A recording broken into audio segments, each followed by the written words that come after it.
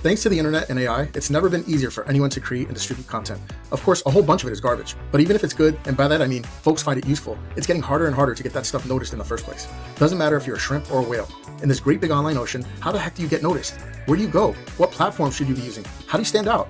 How do you decide what content to create? What format to use? Should you go narrow or broad? Short form or long? It can feel so overwhelming.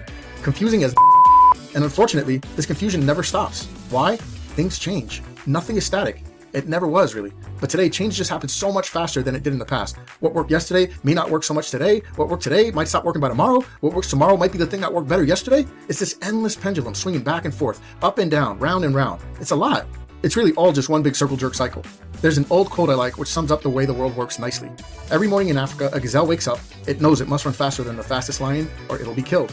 Every morning, a lion wakes up. It knows it must outrun the slowest gazelle or it will starve to death. It doesn't matter whether you're a lion or a gazelle. When the sun comes up, you better be running. This is true in nature's jungle and the man-made corporate jungle too. You want to succeed? You've got to be active, doing. The free world market is oddly efficient in this way. It's wild. Since the barriers to competition are so low, it's pretty much open to anyone in the whole wide world. All anyone needs is internet access, a social media account, and a way to bang out content. That's why it's super competitive. You're competing against literally the entire whole wide world today. It's odd, but it's this very democracy that makes it so much more difficult. You'd think that democratization of things would make things easier, but unfortunately, the world just doesn't work like that. Power struggles still happen. They just take on a different context. No entity is immune to this. Both individuals and monolithic organizations alike have to deal with this issue. Young or old, purple or green, English speaking or not, everyone must innovate or die. Those are their only choices.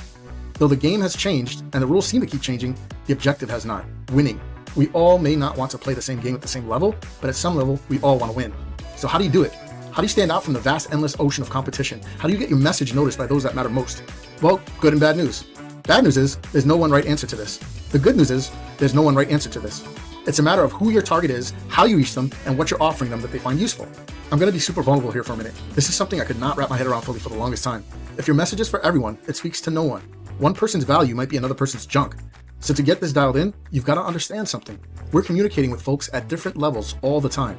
Different contexts, different platforms, different devices, and most of all, at different levels of know, like, and trust. Those are different affinity groups: hot, warm, and ice-cold audiences. The difference between them is familiarity and trust. All of that shapes perception. No matter who you are or even what platform you use, in business, we're all fighting for trust. And of course, attention.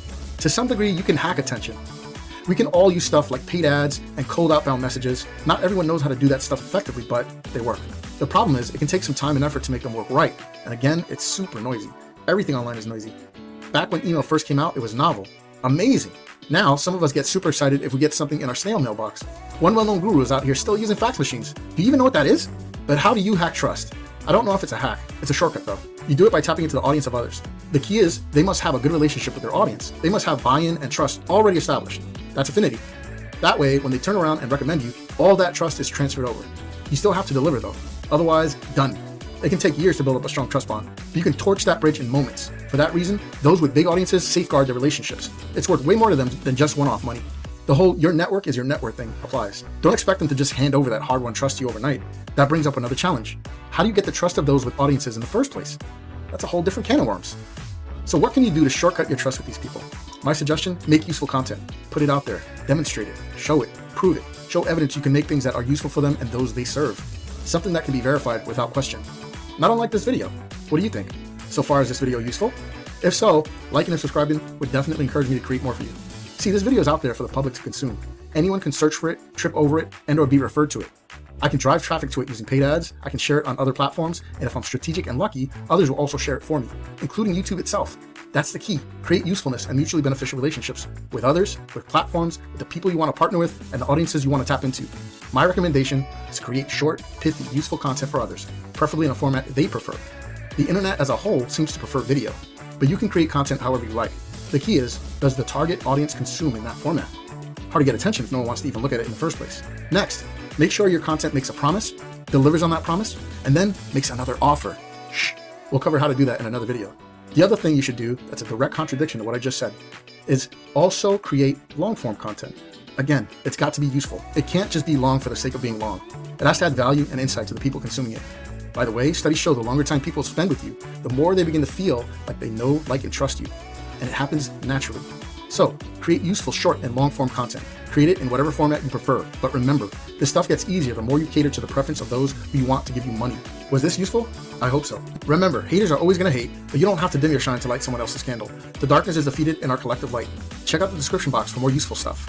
If you want to get in touch with me, ways to do that are there too.